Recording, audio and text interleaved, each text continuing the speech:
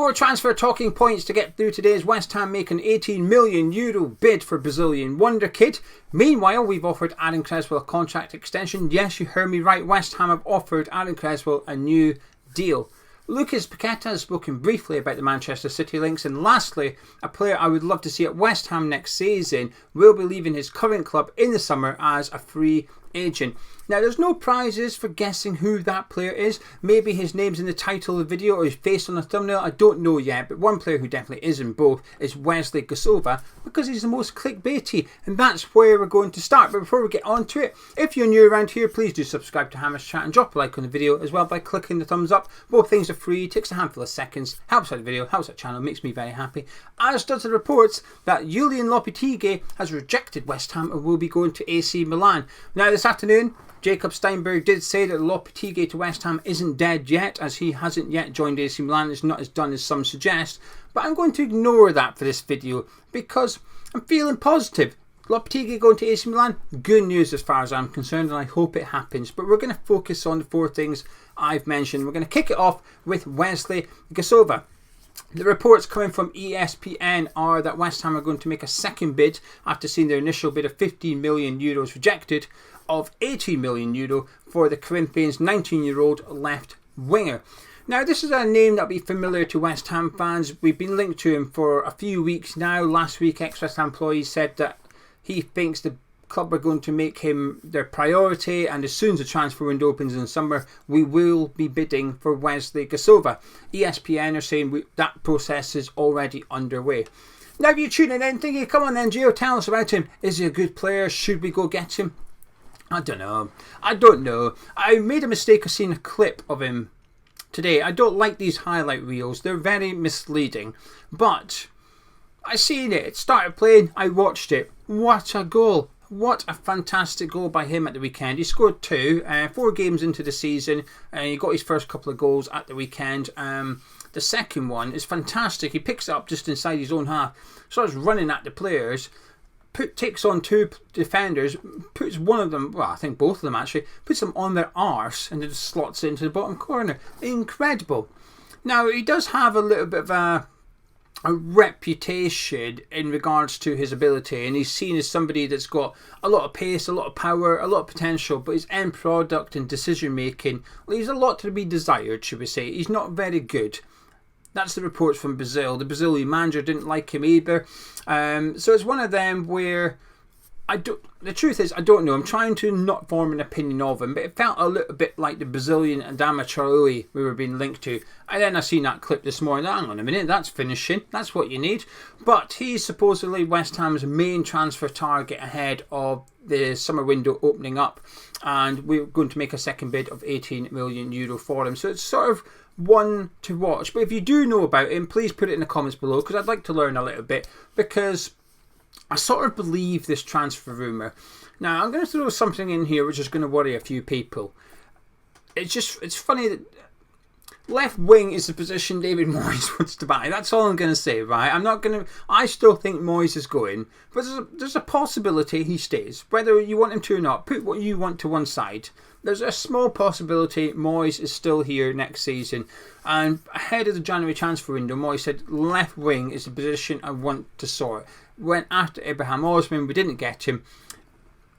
And now our priority this summer is going after a left winger. So it's sort of in line with what Moyes has wanted. However, what I will say is, even if David Moyes moves on in the summer, the left wing position is one that we need to rectify, regardless of who the manager is. Tim Steidten, of course, went to Brazil a couple of weeks ago to take in a few Brazilian games. We do not know which ones they were. That was not revealed to us.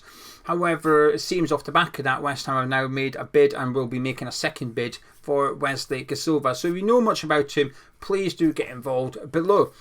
Now, moving on to Aaron Cresswell, perhaps the surprising one. Sean Weston did a couple of updates today, one regarding the manager.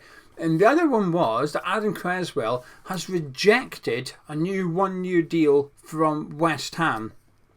Now, I think this sums West Ham up for 2 reasons. First of all, like, here's the disclaimer. I love Cresswell, okay? I'm a big Aaron Cresswell fan, and I always have been. And it's not because somebody in Newcastle said I look like a fat Aaron Cresswell. I loved him prior to that. Love him just as much since. There's worse people to be called a fat version of anyway, right? He's a handsome bugger. I'm okay with that. I'm fine with that comparison, right? I can't even disagree with it. Anyway, but why would we offer Cresswell a 1-year contract extension? I just don't get it. I do not get why we would do this. But this just sums the club up in terms of why we would do it. But also the other part of the message, which was, this is his 10th season. He's not getting a testimonial because the stadium's awkward. And if he does want one, he can pay for it himself. That just sums the club up as well. One player, one statement, but 2 actions that make you think, what are West Ham doing? Why are you like this? Giving Cresswell a new contract should not be an option for West Ham this summer. It has to be to go get somebody in that can challenge Emerson for that left back role, but eventually succeed Emerson, because he's no spring chicken. Now, Emerson's not getting on. It's not like he's 35 himself. Cresswell's 34, just for context. I think Emerson's 30, going on. I say 30, going on. Of course, he's going on 31, but he might be 31. He's not far off it. But he will probably need replacing in a couple of seasons' time. I know who I'd like. Leif Davis, please. Can we have him from Ipswich? But giving Cresswell a new contract isn't something we should be doing. And I'm relieved he's rejected it, but also worried that we've offered it to him. Now, the reasons Cresswell's rejected it is because he wants to move back up north, and Wolves is still an option, and he believes he can get a 2-year contract somewhere rather than a 1-year contract. And I hope he gets that move. I genuinely hope he gets the move he wants. But why this club are even offering him a 1-year deal is quite concerning. Especially when last month there was reports that we were going to be offering Ogbonna a new contract as well. We should not be offering these players a new deal, especially if we don't have European football next season. When you have European football, there's obviously a bit of pressure on you to have a really good squad with depth. You need a really good second choice left back, second choice right back, etc. You need to have 2 good players for every single position. Not that we use them, but that's what you need. But when you don't have European football next season, as expected, West Ham, that demand isn't there. You don't need a big squad anymore. If anything, it gives you an opportunity to bring in youngsters, but also blood your own youngsters and say to all the Skulls, you're going to be the second choice left back. We're going to give you the opportunity, because Emerson's been pretty good in terms of injuries, performance and stuff like that. We don't necessarily need a first choice left back. I'd really like Ian Maatsen at West Ham if he doesn't join Dortmund, but we don't necessarily require him. It would, if we had European football, I think we would, but we probably don't. So we don't necessarily have to spend big on a new left back. I guess you could say that that's the argument as to why we'd offer Cresswell a new contract, so that we don't need to go spend. I don't like it though. I don't like it. I like him. I just don't like the fact that we've offered Cresswell a new deal. I'm glad he's rejected it, because if you're Ollie Scarles and you're trying to get in the first team, we're offering a 34-year-old a new 1-year deal. It doesn't say much for you, does it? Yeah, not good. I didn't like the bit about these testimonial leaders. It's just another reminder of this club and how badly we get things wrong sometimes. But anyway, that was the reports from Sean Whetstone. He did that tweet, and the first one was ESPN. Now, next one is from Lucas Paqueta himself in regards to Manchester City. He basically said, that was last summer. I'm very happy at West Ham, and I've got a lot of respect for West Ham. Over his last few performances, I feel like he's checked out at West Ham. I do. And I don't like saying stuff like that. That's like last resort for me. It's a bit like when you say a manager's lost the dressing room. It feels like there's almost like no coming back from that. If a manager has lost the dressing room, can you really still can you turn it around? I'm not sure you do. So as a result, I'm reluctant to use that phrase. I've never felt Moyes lost the dressing room. Never once felt it. And a player checking out of a club, that's a very strong statement. But that's how I felt watching the last 2-3 performances from Paqueta. I think he's been poor for 5 of them, by the way. I just think the other couple just didn't play well. But the last 2 have almost been like an attitude thing for me. And it's a shame, because he's a bloody good player. I think on his day, I think he's a fantastic player. But recently he's not been great. And he's possibly lost his move to Manchester City off the back of these performances. Because if you want to get a move there, you've got to be A, damn good, and B, bloody consistent. And I think he's showing A, but I just don't think he's showing B. And 85 million is a lot for anybody to cough up to get Paqueta. And this is, of course, assuming West Ham stick to it and say, no, you're not getting him for 70. It's 85 or you're not getting him. And I hope we do. I hope we do have that stance. And he might still go. And maybe Paqueta's just saying the right things to keep the fans happy. But when I seen the comments, I thought it was somebody hedging his bets a little bit on the off chance that he may know that the move to Manchester City is unlikely to come round again this summer, and that staying at West Ham is where he's likely to be next season. I think West Ham are in a win-win situation with Paqueta. Either we get a substantial transfer fee for him, or we have a damn good player next season. Because while I'm unhappy with his recent performances, I still think he's a damn good player, and I'd be excited to see what a different manager could do with him. I think Moyes has done well with him. I think, funnily enough, his best performances in the West Ham shirt have come on the left-hand side when we've maybe had sort of grievances with Moyes playing him out there. Nolan spoke about how Paqueta wants to play in the number 10. We've seen him there recently. He started well in that position, but it's not been great. However, what I would suggest is maybe number 10 at West Ham is slightly different to being a number 10 somewhere else, shall we say. A slightly more adventurous and attacking team. The requirements for the same role are slightly different. But I just thought it was interesting what Paqueta said. I seen it as somebody possibly not backtracking, because he's never been like, I'm going to Man City, cheerio. It's not quite... what was the guy's name that was in the QPR car park? Odemwingie, was it him that went from West Brom to QPR? He's not gone Peter Odemwingie. He's not done that. Or who's that midfielder? Remember that midfielder that we were linked to a couple of seasons ago? I think he played in the Belgian league, and he literally said goodbye to the fans. I think he might have even scored a hat-trick in his last game or something. Funny enough, our player, Andy Irving, scored a hat-trick last weekend. The Austrian, well, he's Scottish, but he's playing in Austria. That guy we bought for 2 million, that nobody knows why we bought him. We just assumed there was going to be a relationship between the club, but nothing's come of it. He notched a hat-trick. But also that Belgian guy, I can't remember his name, but he was sort of like an attacking centre midfielder or a hard-working attacking... Thomas Souček is attacking midfield, basically. Him. He basically said goodbye. He was the captain. He said, yeah, I'm off, thank you. Cheerio, everyone. We forgot to go bid for him. Regardless, Paqueta's not done that, but I felt there was almost a little bit of Paqueta making sure that if he was at West Ham, he's not burnt any bridges about him. Now, moving on to the mystery player, it's not that exciting. It's not that exciting. It's Tosin Adebayo of Fulham. But the reason I'm adding this is because there's been a bit of a change in the last couple of days. So all season there's been this, I say all season, the last 2-3 years there's been an expectation he wouldn't renew his contract at Fulham and he would go this summer.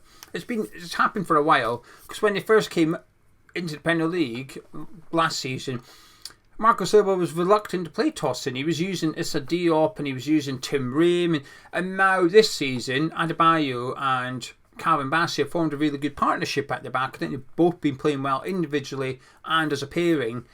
But apparently last week he said to Fulham, I'm not signing a new contract, I'm going in the summer. And not only did Marco Silva drop him at the weekend and bring Issa Diop in, he had to go do the hospitality at Craven Cottage. So he was sort of on like club duties rather than actually playing. So he's been punished for his stance. But it does mean that Tosin Adebayo is free this summer. And I think it's just... Do you know, the Aaron Cresswell contract extension doesn't make sense. Signing Tosin Adebayo on a free makes sense. It ticks every box. Everything that you would want in a centre-back, he's ticking it. Is he the creme de la creme? No, he is not. But our centre-backs have been poor this season. They've all been poor. Albon has been poor. Aguirre's been poor. Mavropanos has been average. He's had some bad performances. He's had some good ones. He's not really had a run. By the way, I still want Mavropanos here next season, but I don't think he's been £25 million worth of centre back. He's done all right, and that's it. Zuma, again, some good games and some bad ones, but centre back's been an area of concern for us. There's a reason we've conceded some we're at the top of the table for conceding goals this season. Only those in the relegation zone have conceded more than us. It is tactical, of course there is. There's an element of tactical about it. But there's also player performance in there as well. A new centre-back should be quite high on our priority list, I think. And getting a homegrown centre-back in for free, it's just makes sense. There's your Ogbonna replacement. Let Ogbonna go. In comes Tosin Adebayo. Suddenly you've now got him, Zuma and Mavropanos who'll be here next season. You can sell a Gerd, and that gives you a decent bit of money to replace a Gerd with, or use it elsewhere and promote Casey. Whatever you want to do. Not Aaron Cresswell contract extension. But I would love Adebayo here, and he's still being linked to us as well, which gives me a little bit of hope. Because whilst maybe the homegrown ruling, because we're not in European football, is not as strenuous on us, because we don't need to worry about the club trained players for this season at least. We still do need 8 homegrown players in the squad next season if we want to have the full squad. Again, don't think we require it. 22 senior players, I think, plus the youngsters to make up the numbers.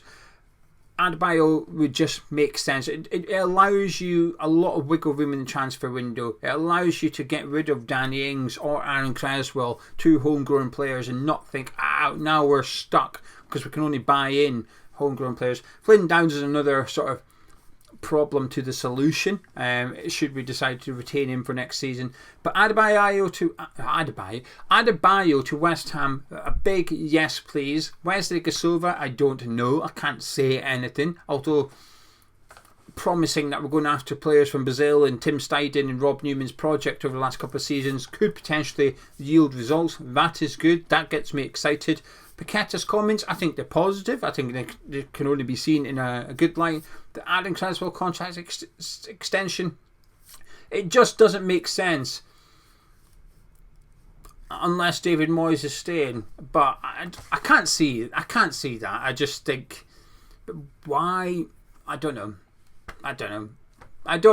Anyway, I don't make the reports, I just discuss them. I'm going to disappear now, but if you've enjoyed this video and your little update, please do drop a like on it by clicking thumbs up. Subscribe to me, Chat. Catch up with you tomorrow.